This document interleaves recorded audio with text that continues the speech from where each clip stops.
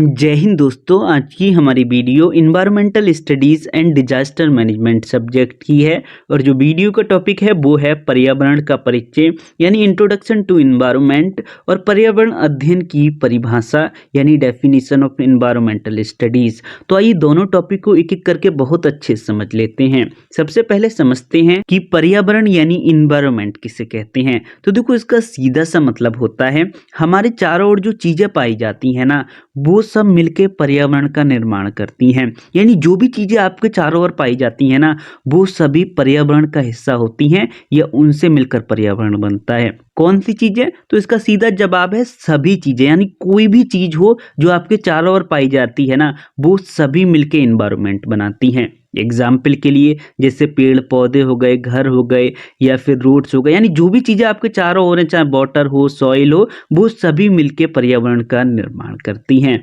यही बात देखो यहाँ पे भी लिखी हुई है कि पर्यावरण यानी इन्वायरमेंट वह समग्र प्राकृतिक और कृत्रिम आवरण है जो हमें चारों ओर से घिरे हुए है। इसमें पृथ्वी पर पाए जाने वाले सभी जैविक, जैसे कि मनुष्य, पशु, पौधे आदि, और अजैविक जैसे हवा, पानी, मिट्टी, सूरज का प्रकाश, भवन आदि घटक शामिल होते हैं। इन्हें ही सामूहिक रूप से या एक साथ पर्यावरण कह देते हैं। यानी देखो, वही बात है जो हमने अभी आपको बताई। यानी हमारे चारों ओर जो भी चीजें पाई जाती हैं ना, उनसे ही मिलकर पर्यावरण बनता है। इतनी सी बात बस आप याद रखो। अब इसे आप इंग्लिश में खुद पढ़ लेना, मटेरियल हमने प्रोवाइड कर ही दिया है, आप चाहें तो इसको नोट भी कर लेना। अब बात करते हैं इसके कंपोनेंट्स पे। तो देखो, कंपोनेंट्स यानी घटक का मतलब होता है कि जो इन्वायरमेंट है वो किससे मिलकर बना है या कौन कौन से घटक या कंपोनेंट से इन्वायरमेंट मिलके बना है। तो देखो, ये तो बहुत आसान है। इन्वायरमेंट का क्या मतलब होता है, अभी हमने बताया कि हमारे जो चारों ओर चीजें पाई जाती हैं उसको इन्वायरमेंट कहते हैं। अब कंपोनेंट्स क्या किसे कहेंगे? तो जो चीजें वो पाई जानी है उन्हीं को कंपोनेंट कहेंगे। अभी जो कंपोनेंट है ना, इनको सिंपली याद रख सकते हो कि ये दो तरह के होते हैं। दो ही तरह के कंपोनेंट्स हमारे चारों ओर पाए जाते हैं। एक होते हैं नेचुरल और दूसरे होते हैं ह्यूमन मेड यानी मानव निर्मित। आप अपने चारों ओर देख लो, आपको दो ही तरह की चीजें देखने को मिलेंगी, या तो वो नेचुरल होंगी या फिर वो ह्यूमन के द्वारा बनाई गई होंगी। अभी जो नेचुरल कंपोनेंट्स है ना, ये भी दो तरह के होते हैं।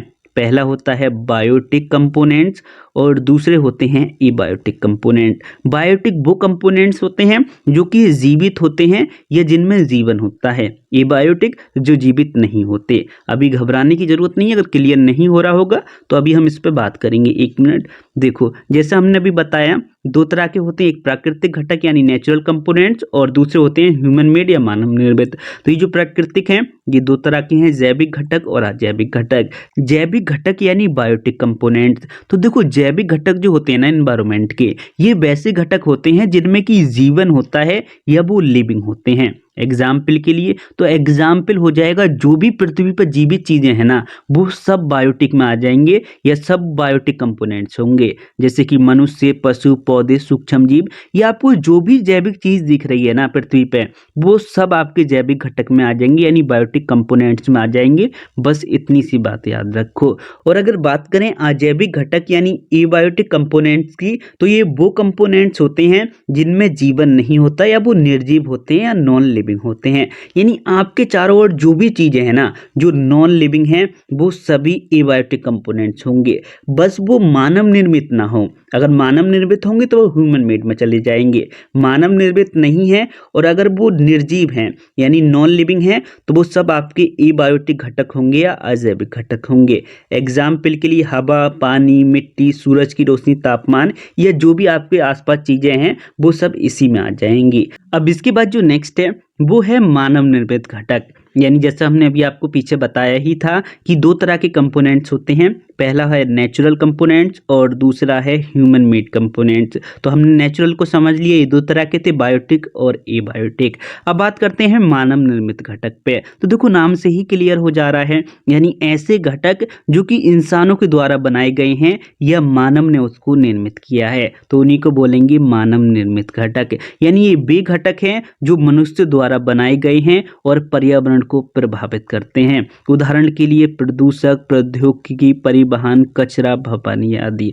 देखो और इसको आसान शब्दों में कहें ना तो हमारे चारों ओर जो भी चीज मौजूद है ना जो कि इंसानों ने बनाई है वो सभी मानव निर्मित घटक में आ जाएगी या उसी को ह्यूमन मेड कंपोनेंट्स कहेंगे। अब चाहे वो आपका पुल हो, घर हो, कचरा हो, परिवहन हो, प्रौद्योगिकी यानी टेक्नोलॉजी हो, प्रदूषक यानी पॉल्यूशन हो, जो भी चीजें हैं ना जो इंसान ने बनाई हैं वो सब इसमें आ जाएंगी। तो आप इसको आसानी से याद रख सकते हो, कोई रटने वाली चीज इसमें है नहीं। इसके बाद जो नेक्स्ट है वो आपका पर्यावरण अध्ययन की परिभाषा यानी डेफिनेशन ऑफ इन्वायरमेंटल स्टडीज। सबसे पहले ये समझो कि इस इन्वायरमेंटल का क्या मतलब है। हालांकि आपको इन्वायरमेंट की तरह लग रहा होगा लेकिन दोनों में काफ़ी फ़र्क है। यानी जो इन्वायरमेंट है इसका अपना अलग मतलब होता है और इन्वायरमेंटल का अपना अलग मतलब होता है। हालांकि ये क्वेश्चन आपसे एग्जाम में तो नहीं पूछा जाएगा, ये तो सीधा है, यानी एग्जाम में कभी नहीं पूछा जाएगा कि इन्वायरमेंट या इन्वायरमेंटल किसे कहते हैं। लेकिन जो बाइबल लेने आते हैं ना वो आपसे ये क्वेश्चन पूछ लेते हैं, या फिर किसी जॉब की आप तैयारी कर रहे हैं, अगर उस जॉब में इंटरव्यू है तो चांस है अगर वो इन्वायरमेंट से संबंधित है तो इसमें ये पूछ लिया जाए कि इन्वायरमेंट और इन्वायरमेंटल में क्या फ़र्क होता है। छोटा सा ही फ़र्क होता है तो इसको समझ लेते हैं। तो देखो जैसे मान लो एक साइड में हमने लिखा हुआ है इन्वायरमेंट, ठीक, और दूसरी साइड में लिखा हुआ है इन्वायरमेंटल। हालांकि इन्वायरमेंट इन्वायरमेंटल नहीं है लेकिन मान लो। अब इन्वायरमेंट का क्या मतलब होता है तो हमने आपको पीछे समझाया था, यानी हमारे चारों ओर जो भी चीज़ें पाई जाती है ना उसी को इन्वायरमेंट कहते हैं, उसी से मिलकर इन्वायरमेंट बना होता है। तो ये मान लो ये आपका ना जो सर्किल है ये आपका इन्वायरमेंट है। यहाँ तक तो आपको कोई दिक्कत नहीं होगी, आसान शब्दों में याद रखो हमारे चारों जो चीज़ें पाई जाती हैं उसे ही इन्वायरमेंट कहते हैं। लेकिन अब मान लो आपको ना केवल इस वाले एरिया का अध्ययन करना है तो इसको क्या कहोगे। तो आप बोलोगे सर इसको भी इन्वायरमेंट कह सकते हैं। अब इसको इन्वायरमेंट नहीं कहोगे क्योंकि इन्वायरमेंट तो आप इसे पूरे को बोल रहे हो ना, तो इस एरिया को खाली केवल थोड़ी ना आप इन्वायरमेंट कहोगे, तो इसके लिए कोई और वर्ड यूज करना होगा, तो इसके लिए वर्ड यूज होगा इन्वायरमेंटल। देखो इन्वायरमेंटल का मतलब ही होता है पर्यावरण से संबंधित, यानी ये है जो ये जो एरिया है ये है आपका इन्वायरमेंट का हिस्सा ही, लेकिन इसके लिए जो वर्ड यूज होगा वो होगा इन्वायरमेंटल। अभी हमें पता है आपको क्लियर नहीं हुआ होगा लेकिन घबराने की जरूरत नहीं है, अभी क्लियर हो जाएगा। जैसे आप एक एग्जाम्पल से देखो, जैसे मान लो ये आपका ना हाथ है, हालांकि हाथ ऐसा नहीं होता लेकिन मान लो, और ये आपकी उंगली है, ठीक।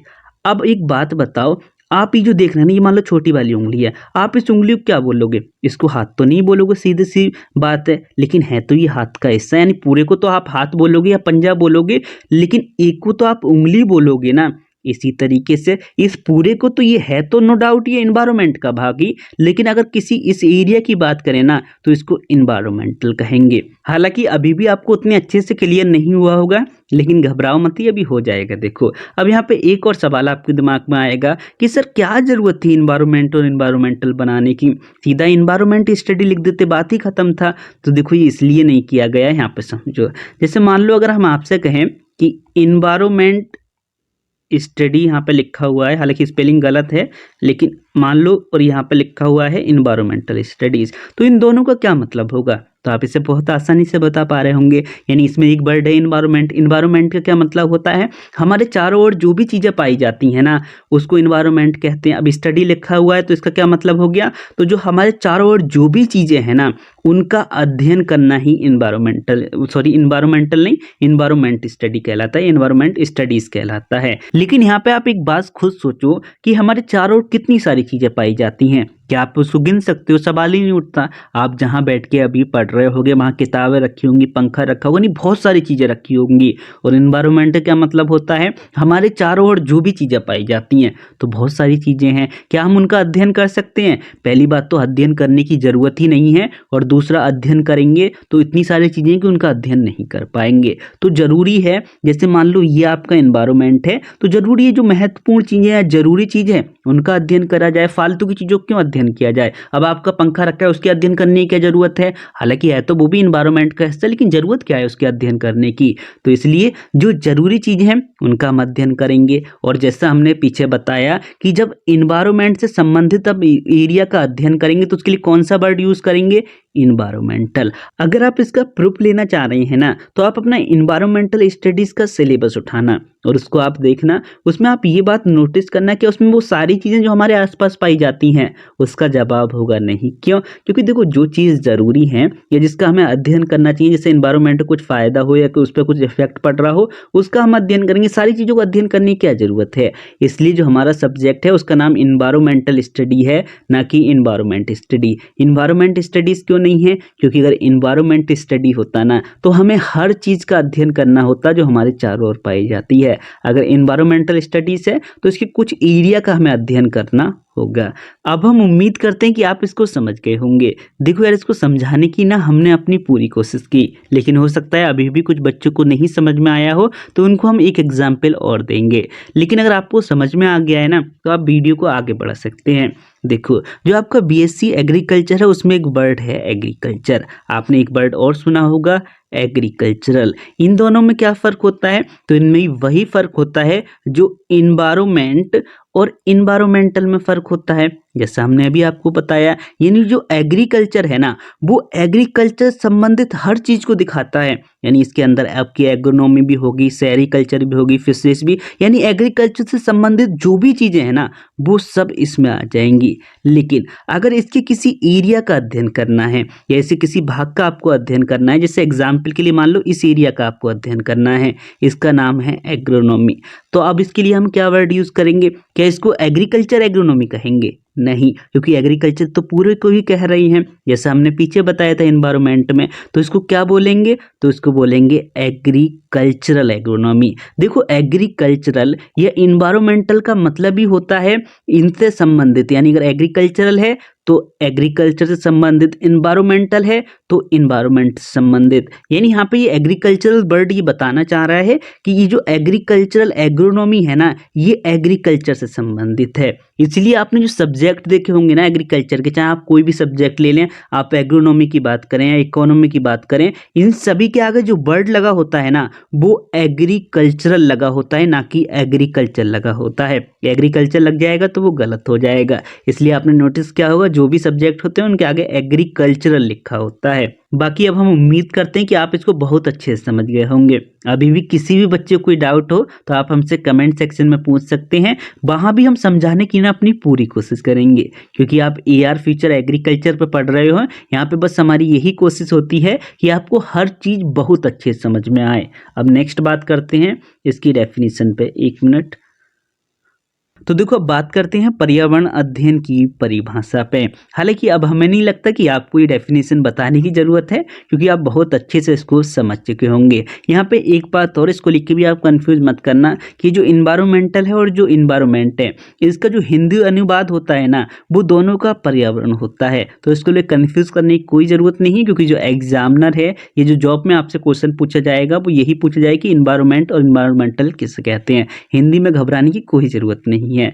अगर बात करें इसकी डेफिनेशन पे, तो देखो, इन्वायरमेंटल क्या मतलब होता है, तो हमने अभी आपको पीछे बताया कि पर्यावरण से संबंधित। तो ये जो पर्यावरण से संबंधित है ना, इसी के अध्ययन को इन्वायरमेंटल स्टडीज कहते हैं। अब पर्यावरण से क्या संबंधित है, तो बहुत सारी चीजें, जैसे कि प्राकृतिक संसाधन, पारिस्थितिकी तंत्र, जलवायु परिवर्तन, प्रदूषण, जैव विविधता, मानवीय गतिविधियों के पर्यावरण पर प्रभाव, जैसे यानी बहुत सारी चीजें इसमें आती हैं। इसी के अध्ययन को इन्वायरमेंटल स्टडीज कहते हैं। अच्छे से भी इसकी डेफिनेशन को देख लेते हैं। और इंग्लिश मीडियम वाले घबराना नहीं, क्योंकि लास्ट में इंग्लिश में भी दिया हुआ है, उस पर भी हम बात करेंगे। तो देखो, एक बार इसकी डेफिनेशन सही से पढ़ लेते हैं, हालांकि आप समझ तो गए ही हैं। यानी पर्यावरण अध्ययन यानी इन्वायरमेंटल स्टडीज एक बहुविषयक विषय है। बहुविषयक क्यों? क्योंकि इसमें बहुत सारी चीज़ें आती हैं, जैसे कि आपकी गतिविधियाँ आ जाएंगी, मानव गतिविधियाँ पर्यावरण पर क्या इफेक्ट डाल रही हैं, पारिस्थितिकी तंत्र, जलवायु परिवर्तन, प्राकृतिक संसाधन आ जाएगा, माइक्रोबायोलॉजी आ जाएगा। तो इसमें बहुत सारी चीज़ें आती हैं आपकी